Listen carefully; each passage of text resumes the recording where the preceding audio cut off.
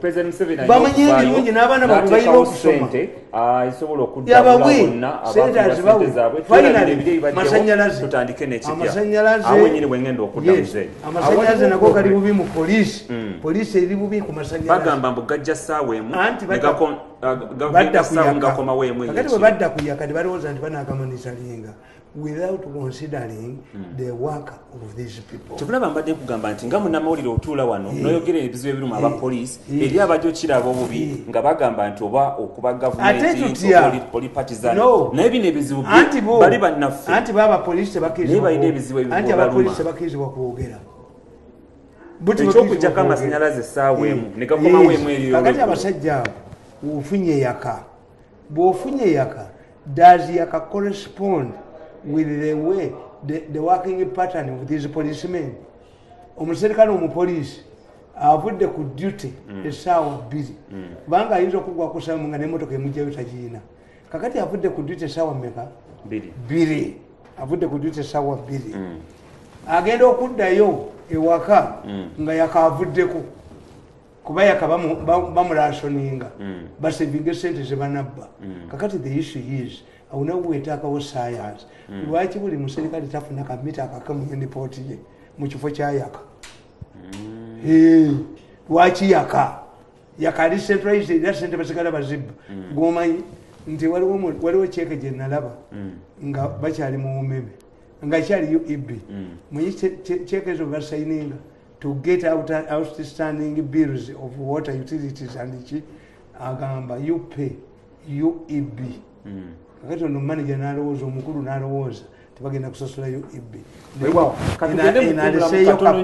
tukomewo n'ensonga era eryetolera ku by'amasanyalaze koze eri abantu abasasula ssente zaabwe mu poliisi eya electricity connection policy eyatandika omwaka gwa 2018 naye bwe twogerera ssente zino ezaali zirina okutambuza project eno omwaka guno gwennyini bagamba nti ssente baaziwaayo eri COVID-19 task force okulwanyisa ekirwadde kya COVID-19 kati twogerera basaba ssente endala nnyo okuva eri mu bantu n'abo basasula ssente zaabwe nga tebanafuna masanyalaze nabo bakaba n'omukoko na Joseph Tamale Miruntu batunulira ensonga y'abapoliisi ne sako yaabwe eyitibwa ya Exodus yatandikibwawo omwaka gwa 2007 naye nga we twogerera mwaka guno gwennyini nga tugivaako n'ensonga omwaka oguwedde basuspendinga withdraws oba okugyayo ssente zaabwe ze bali balina okugyayo buli mwaka then mwezi ogw'omukaaga omukulu oyo Wilson Omading yagamba nti waliwo ebyensonga ezaali zitagenda mu maaso mu eyo sako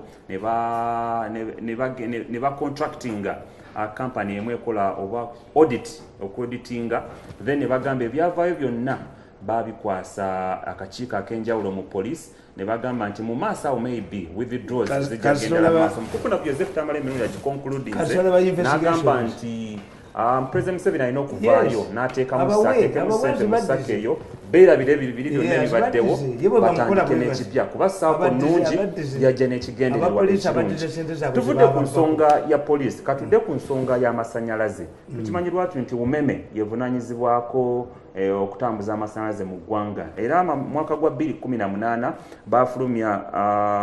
bafulumya poliisi gye tuyita electricity obiga kania ngomulaba nga atudde mu parliament bwati noga nti alina kyamanyeewo olaba obiya kania minister wa internal affairs obiya kania zaisokoyeyo tudde ku nsonga y'amasanyalaze poliisi eno eya electricity connection policy yatandika omwaka gwa 2018 era nga yali yakutambulirako ddala emyaka egiwerako ekigendererwa kya poliisi eno kya poliisi ya gavumenti yalina ekigendererwa ekyokutambuza amasanyalaze eri bannayuganda bonna era nga waliwo estimation nti buli mwaka we guggwerako bali balina okuconnectinga abantu 30,000 naye nga bali bakwagazako ekintu kimu kyokka kusasula 2,000 egya Uganda. Programu eyo weeyimiriziddwa mu mwaka guno ogwa 2020 nga bakonektinza abantu abali 24 n'ekitundu plus 24 n'ekitundu plus naye nga amawulire amapya agaliwo gali nti eriyo abantu abasasula ssente gye 2,000 naye nga tebannabakola kikufuna amasanyalaze naye omukulu ayogera ekitongole kino Mwami Peter Kawuju yavuddeyo n'ateekawo ssente ez'enjawulo ezeetaagisibwa gwe okusasula singa obeera oyagala okufuna amasanyalaze ago. Tegakyali ga bwerere olw'ensonga nti projekiti baagiyimiriza olw'embeera y'ekirwadde kya COVID-19. So sente ezaali zirina okutambuza projekiti eyo oba polisi eyo zagenda mu COVID-19 task force okulwanyisa ekirwadde kya COVID-19. Kati gwa atalina muti ojja sasula sente ziri wakati wa miliyoni 2,387,472. Then kijja kwetaagisa okusasula inspection fee wa emitwalo 4,103. Tukitegedde. So ensonga eriwo eri nti eri abantu ab'emulugunya abasasula emitwalo ebiri nga tebanayimiriza polisi eno kiki ekiddako. Mukuna Joseph Tamalinzi wano wogiramu Kawuju ne Sirani sokoleke omukulu Kawuju soko muveeko tudde ku bano abali mu kulaajana abali basasula sente zaabwe nga polisi tennaba kuyikola kiyimirizibwa. What is going to happen? Do you know how many companies do we have? Umeme is involved. Rural electrification gundi nayo gyeri nga ku museum. Ate tuyina nereya rural electrification, yes. Kakati byonna byali bya kibbi. President Museveni yateeka mu manifesto ye nti ng'amasanyalaze priority. Because Museveni talimba. But his problem ti ababbi ba Uganda basaasaanya ebintu. Today the most important department in the government would be the planning authority. Yenkubi ya plan. Nese kaba kubuza nti planning authority ekolachi. Aba finance bagifisa. Kubanga planning authority bekubuli tejja kubba. Yino kutegekera 5-year plan. Kati what the ministry officials do? How do we steal money? Don't follow, kill it. Was a speech of a planning authority bagenda kujja petrol stations and as yes. No, that one would be a security matter and environmental matter. Why? Nababoza mu security. Singa bugera ku machine bucha petrol station yeso. Mwina kapase zizikiza. Nga akatale kaka ne kagwawo. Nga mutunde bwe muti. Let's okay to today ku nsonga y'amasanyalaze. Kakati president ne yewola millions za dollars. Ata. Nazikuba muleya. Bali yetu lyagenda ne walishi. Olo gonde muloni ya byaliyo. Ate bidudu yate ya unyo. Yakuba bidudu tajja kudda. Bidudu nja mukuba mwina ku records. Nja kusasanya uge. Ebule naku ngasa tubalunde. Ndio kembuwereze ku video. Mukubatu akali mukokuba no kakonemira. Titwagala kuzanya. All of these problems you are seeing, Miam saying, we are lucky. Miam not even man. Miam 7ist. Tulabanga bus kapofiraka. The samba of bus. Zamu 7ist. Wava mwena ali mkumacha, wava mu government tuunda bamu. Mugenda mwenna. Najja kulera mwana. Kasaba mutwala mu nursery yekisu. Ngokivamu. Ntema wafu. Kiria. Kagani nkugamba. The president tetwali funye bizibu bino bobi we byatukola. We wouldn't be panicking. Why?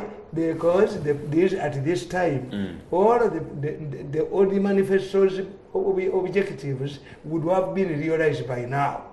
The president Museveni yagamba amasanyalaze priority. Neola million yaga. Ata. Basasanya amasanyalaze. Nakweze yateekawo team egenda enyenya ku miti gy'amasanyalaze nga gyali bwenkuyege endala mifu endala bagiwangawo ne bagamba tukola ne badduka ne bagenda endala basaba ndala bagakolanga ne gakoma mu kkubo kakati agakobye mu kkubo tegalina gye galaga kubanga tegatuuka mu kibuga eyo yereya oyo omukozi naye mulyagonjo naye tujja muvunaana yagenda n'akola lipooti kuleya nga babye sente empitirivu naye ngomanyi kyabakola abye $1,000,000 size billion 3 kitundu nga mulyagonja mu lipooti amusasula $45,000,000 gwe ngoga nti amupanishinze mulyagonja tujja kumufuna ago mawulu gaffe mawulu mu gavumenti enaddako those who abused offices n'omulamuzi ono n'omulamuzi wa corruption bamutuuzako akazitoka mukwano gwo bamutuuzako akazitoka Central Corruption Unit akanakalema naye tudde kuntumaliza ensonga y'amasanyalaze ate awunya okusinga ono mwabuuka omusulo ne mujja mubuuke ne bulinnya mu kinene nakalema awunya okusinga ate mulyagonja mwaddira oyo tetumwogerangako mu puroguramu zange kakati sente ne bazibba sente zaleya bazibba Museveni sente zeyaleeta milioni 5 bazibba milioni za dola 5 bagamba kakati bino byonna nga babagamba nti pulesa ejje ne baleeta kawujju akyamutwala Museveni abadde anegotiatinze milioni 10,000 eza dola kawujju ne bamutwala nesitaani lyokuva mugundi mukampala seka kawujju yabonyaabonya abantu museteka kawujju nendowooza kawujjubabayo ngafe bannamawulire nedda sokulindeko ngafe bannamawulire naffe tukola checks and balance okay mu kesisi eyo omuntu gwensinga okulaba nti akoze kawujju simuyinaako sport name yogera nga ebyobusiru a public relations officer, a manager. He really performed his duties as a DRO. You cannot be a pilot. Tuli pilot. No. Injana yogera kintu kawujju kagenda akonereye. Kakati kawujju bamuhayalinga. Agende mu bumeme. Betegekera milioni za Museveni 10 ebimeka. Ebina. Kakati basoka bateekayo mwewandiise Museveni sente yazigana ubumeme teriimu. Musente milioni 10,000 era noyo gidutu aziremeseza bagamba tebajezireta mu Uganda okujja kunga babyeko kati nga Museveni bamusalidde amagezi 1% egende muweme Museveni bamukolera ripoti ebiyitano abasoma bayabamanyi abasomera mu mweme abamanyi kakati bakkirize ekintu kimu sente tezagenda mu COVID the money they were expecting a percentage of the $400 million that Uganda had managed to borrow from the World Bank, $400 million has been frustrated by the bureaucrats in the Ministry of Finance. Kakati ate President Buyabagoba Muleya atuli agenda niba oyo muloni oyo mukazi kati aliyo kati gitutu naddira akawala akato kagunde kamutibwa nakateekayo ayitirimu obunyazi bwe kakati ate Museveni n'agaana kakati problemu eri Muleya nti ono yinginiya Gundi yinginiya Lutwama bano tebamwagala yinginiya Lutwama izana yinginiya amanyi ebyamasannyalaze amanyiki kati bamuteekako kana akawala oyo omukazi yamuteekako kana akawala ke waggulu muzeeyi n'agaana era kati balinze mbu Lutwama Gundi contract yeggweko omukazi tajjajiri noyo oyinza obutasangibwawo oyinza obutasangibwawo omukazi gw'ekitundu ne muzeeyi naye mugezi yabuuza oyo omukazi naye waayi kana akawala kajjibwa akato of one of the senior people ku board era leeta kano era kano koli gomesi zimukankana waliwo lweyaddukira mu ttooyi waliwo kitutu mu State House lweyaddukira mu ttooyi ng'embiro zimuyitamu ku masannyalaze kandi ebyamasannyalaze mbimanyi the money that Umeme was expecting is not coming why the $50 million was stolen. The second part of the money that we were expecting to use for electricity transmission to the villages, the $400 million has been frustrated. The president secured this money.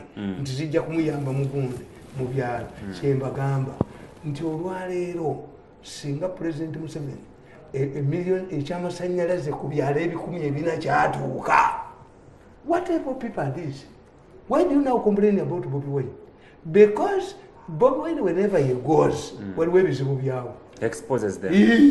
Asanga obududa bwawo nga sente bazibba. Everywhere he goes. In addition to police tear gas. Together it's kakodyo okumuyisa mu byalo. Bano police emuyisa mu byalo bamulabira eddala. Kakodyo. Police ekirimu. Police ekirimu nnyo. Anti ba planning aba police. What they didn't know. Nobody had ever said you to them back and them. The mirundi to miso to mujizanyi sana. Abasajja bano bajjanga okuwandiika amagye. Ng'abantu bakomplaining. Amagye abantu be bawandiika si baawano. Bajja nabo. Abantu bakomplaining. Muwandiika abapoliisi. Naye nga ssente bajja nazo. Waliwo ayina akakadde. Kozi mulimu abakolera mu Museveni. Museveni is a lucky man. Miso yayamba nnyo president. I've heard of Museveni more than any other intelligence organization. kubanze tewaliwo omuntu asobola kubuulira president kituufu kiri ku ground. Why? Intelligence zonna baali baziwambe. Yisani linanga babiwambe kibula Kyagulanyi yali yesalinga ekibiina ki without detection from intelligence. Therefore, amasanyalaze ago mukkirize ekituufu. Amasanyalaze eri sente ze baali basuubira tezigenda kujja teziriiyo. Kakati accept yagala amasanyalaze asasule ki? Asasule sente. Ekituufu. Era n'omukulu Kawuki yagambye nti abo bonna abaali basasula sente they should opt for a new policy eriwo okwesasulira amasanyalaze. Mbabuulira inspection ingeni ya Lutwama nekino kigenda kuggwa kitamu president atuyambe waya z'amasanyalaze ze bakozesa si za copper zaki za aluminium ziwangala emyaka 5 amayumba gakwata omuliro. Ekyo kirinako bwino? Yes, the wires they are using, these are not the copper wires. These are aluminium. Aluminium cannot try for copper. I don't think copper again. If they can do that. Nakati waliyo containers esatu mu revenue authority eziri awo ezirimu aluminium gundi. Miso is everywhere, my friend. Emyaka aluminium bakwesa masanyalaze. Aluminium awanga life span ye ya myaka 5. Enyumba ekwata omuliro. Ekitegeeza unless we get people who inspect these that wires. Is very dangerous in terms of tamale now. Kakati originally mutulira line y'amasanyalaze enkadde obunene volume gye yali eyina n'ey'olwaleero ziri ezaali omukaaga waya nga kiba kinene bwekiti ne volume yennyini bagikyusa. Gomanyi kitegeeza omanyi oluguudo olwo kyerutegeeza oluguudo okulubbako kayinki kamu bwe kati omanyi sente omuntu zababbye Kagama azibala ne sikinesi y'oluguudo ye tebamubba. Omanyi nti omuntu okumuga nti zijja kuba yinki ezo 3 n'akubbako yinki emu ku luguudo okuva eri emakindi omanyi sente zabakubye ku obungi ziba sente mpite. Yes, n'egundi ne waya z'amasanyalaze bwe ziri sikinesi bagibba bo batabbidde ate wali kubanga you need a qualified engineer bamugula baleeta waabwe. Omukyala ajja wali omukyala yanyumiza omukyala ono w'ekizimbe bino ebyagwa oyo omukyala wane makindi nali mulaba nnyo mukyala nga muyita mugundi mu kyotala alina ebifaananyi muno bingi nnyo ebyapwe aliko ne president is a brown gundi nga alinga muwalabo yani omukyala erinnya ndye n'ekifaananyi awo ku nkulungo awe gundi awo n'ekibuye yagenda n'alaba president ne president namusuubiza ebintu bingi bali ne bategera agambye muwa sente nti kamwayize bamwayi naye akugamba nti ebizimbe by'okugwa kyali delivery okakasa bali baaga nti afuna atya sente naawe mugende mutabule mu seminti mutono ekizimbe nedda awo sigenda kukkiriza muzeyitambala. No one can improve people's lives to that extent. Ogambi nti program eno naye katumike singe olutalo olubadde ne Kasolo olumanyi olutalo owasako minister olumanyi abo call to them recordings nga bawa clarification it was a frame up case abaso omusajja kale bamukubye amasasi 3 yava wa Kasolo najja mu saidi eno laba bwe balagidde bamutte ba implicating Kasolo and these human beings are recordings. Miso has recordings explaining the real issue. Iranze newunya Kasolo namuyambye nnyo. What kind of country are we living in? Kasolo I even played the recordings kuleti egulu nga bakunyonyola what happened in Rakai. The DPP is heavily involved. Ata amasimu gabo gonna nengakwata gonna Zaitamale eyensonga mpanvu nnyo tujajogera kola okubiri mu shop naye don't wear the policemen connive to steal money from their juniors. Where a boy is beheaded omutwe gwe ne bakutwala mu parliament kadaga bamugobe bamusibishe mu komera. Where you can shoot a man deliberately to implicate Kasolo. Which country do we have? Nze newunya tewali mulokole wano That's why for music is a chintu changeviri. I am a strong believer in witchcraft, and I'm writing another book. The role of witchcraft in the malicious society. Kasogula court in Okorachi, Ngatuda Kumobi justice of Angatuda Kudogo. Kakati today, imagine, Uburoko to Yamachi. We are the Barokoli. When you ask people, when you say, Abakole and Godo, you receive Morocco in church. When you go to church, you will see the many people Barokole. When you go to prayer, these are Barokole people. So, is it real Barokole or they're hiding in the Barokole? If there is a real Barokole, I'd rather go back. I'd rather go back at my traditional religion because whichever church, I definitely to be called a wow, according to your submissions, Tamara Chipu chances of picking aluminium or Kubanga aluminium Gobakozesa as upgraded ammunition. That is very dangerous. I'm going to follow up.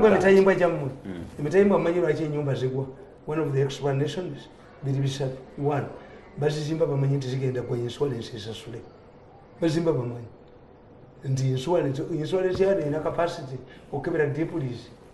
Nti mwate kama sementi pate mwate kama ekyo kubira kiri important etakati bali pimo ekyo kusatu emitayimbo gya Uganda giva mu kasasiro scrap omutayimbo okuvudde mu scrap waliwo chemical gye baguteekamu okuwangaala but this is already scrap kakati scrap bw'oguteeka guba expensive you rather good how temulaba scrap gwe batwala muwuguma emitayimbo gyamwe gya scrap. Why are engineers? Lwaki ffe tubyesomera ffekka on the own to be informed nti kasasiro oyo scrap yakaddiwa dda kyakaddiwa ne kigwamu vali yakyo byolaba bayoola nga babitwala mu gundi mu another gundi. President n'ayogera n'aga nti wayi tulina obutale tulina iron ore kabaale nejje nemuwulira ayogera. When will it be exploited? So, society yaffe bweti bwekola ki? Bweri. Nti mwalikoze ne program endala where you invite professionals. Abo badokita ne bajja batonyonyola bamwanje COVID yava ku kibe bamuleeta. Kulimba bantu. Tukizenta COVID wali. Anti kugamba nti balimba abantu nti bamujjanjaba. Omukozi yo wakati wakalinga bugwe n'avaayo ne bayimba ne baddaana mu basiibudde dokita Mwanje ne bavaayo n'engalabiza kakati oba mwasiibulanga eddagala eryawonyanga COVID luli Mwanje mwaliteekawa where did it go? We are using a magician. Yes, Dulibe basiibulanga owemulago yajoboze ewange wajjudde wakkiriza emulago n'otubuulira ebitanda ebiriyo n'olya ssente gundi totujejembera okujejemba omuganda kiba kyakuvuma okujejemba okubemengwa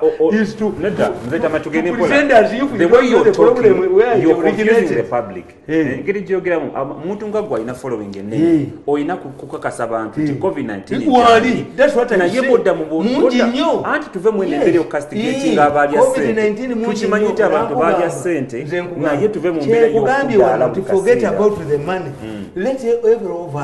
But when people hear you talk like that, badda kweri babeera bagumu nti manyi ssente bazirya so there is no COVID. Fwe twakulira nga bakuga nti enkoko emala mu mubiri ennaku 7. Why? Enkoko zaali ntono mbw ate bw'ogirya ng'ennaku 7 tennagwako ekulwaza. Kakati nze what I'm doing to myself is clear. Bye batugambye okulya bwe mbirya nga siina ndwala. No. Let me eat them. Let me use them.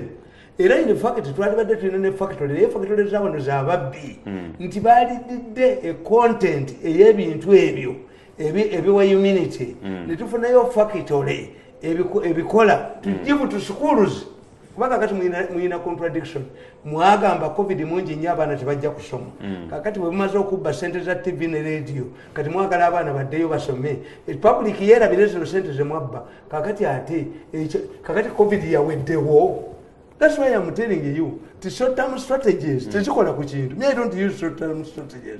I'm stressing one point. I know I have a large following. I'm the most recent person in this country. I know. and even if fete tukolera sente what I'm telling you covid mungi nnyo kituufu nnyo kituufu in fact tuyinza okubanga tulina resistance kituufu kubanza ensoma anti bwengenda okugamba nti wadde bali batweetinga abantu n'eri abantu abalina resistance with high body immunity ate akomawo ne bano kasa kikwata ng'olinamu endwadde endala nga zipressure sukaali biki nani communication ate kyembuuza n'obutwa bakugambye nti oba oli mulwadde bwanjovu n'otebikka ensiri ezikuluma katonda takuwa malaria bwobutwa bwaggwawo bwobutwa bwaggwawo n'obutwa butambulinaye kineka tunyonyola abantu therefore that nobody needs to lecture about me. This is what I've been saying. COVID is real and rampant. True. Ate sente baziba. Kaka tuyina fe. Netulekerawo kaabira amataga yisi. Tubidamu. Gweja let everybody become a doctor. Nti nze nsoma nnyo. Nabagamba nti wano of testing badde ngamba omukyalo oli. Waliwo omukyala anguzizza bubayisi bw'abaana bato. Nemuga nti mbwagala mu munnyo. The moment Buli omunyo guno ne butasitestinga bulungi is an indication that you have. Kituufu. Loss of taste, loss of smell. Yes. But did we get this information from our National Task Force? No. We are looking for information. So gwe mulimu gwaffe nga bannamawulire n'omutunga gwe. And where we have a following, ffe tuli balunzi abatalundira mpeera. The balunzi b'empeera have disappeared. They are nowhere to be seen. Why? For them, everything is money. So when the balloons go, it is imperative for us and this is the basis why people listen to us, to pass information freely to them until they are apprehended by another government. Wow. Yes.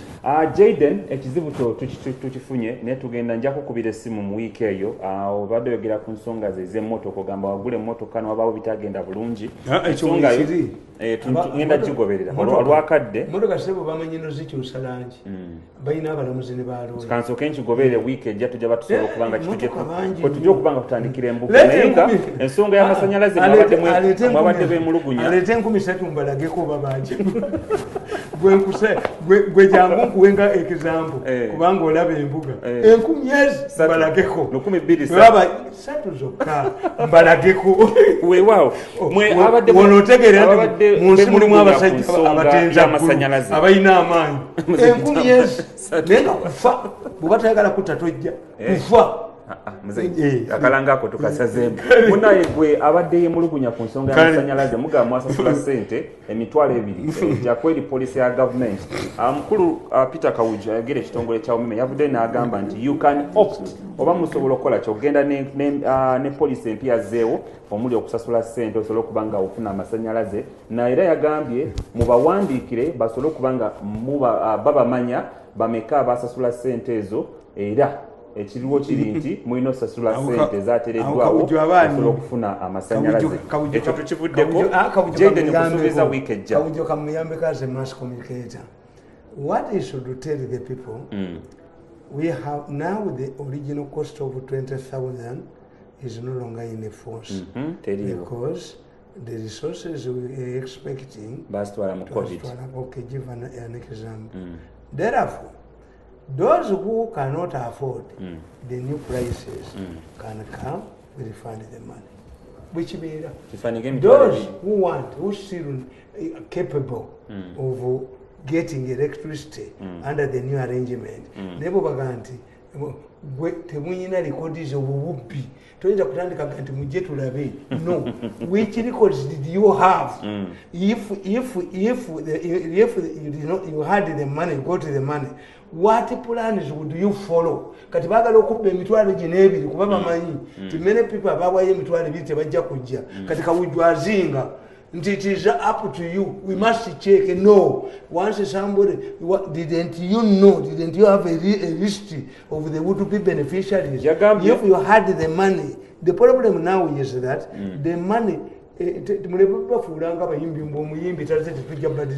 should notify them of the new changes ezobeera bakozeewo either bagenda ne balindirira mpaka kifu yes temulina okumanya mabalaba so kati mulina kutinga balowooza emitwalo ebiri ekyo kiki kifu yes kakati yalimu akolera ku bino ebiriwo kuba gye bali eno extension yali yakuyamba banaku si abagaga kakati abanaku bavuddemu kakati ayagala kiri omwetegefu okuleeta sente miliyoni meka milioni 2 n'emitwalo nga 3 yes weewaawo tetugenda kubanga tusukka waawo naye nga njagala bakakasa nti mubadde balabe balungi okuva bwe twatandise STV naye lwaki oganya omusajja ono muyamba ow'enkumiesatu neda tujjaensonga ekansoke njigobere akadde katulire wanga bwe baba emmotoka baagirwa nze kakolere kulw'obulungi naye nga gondi eyabba emmotoka tawona enkumiesi baba emmotoka kankukolere gwe akubye essimu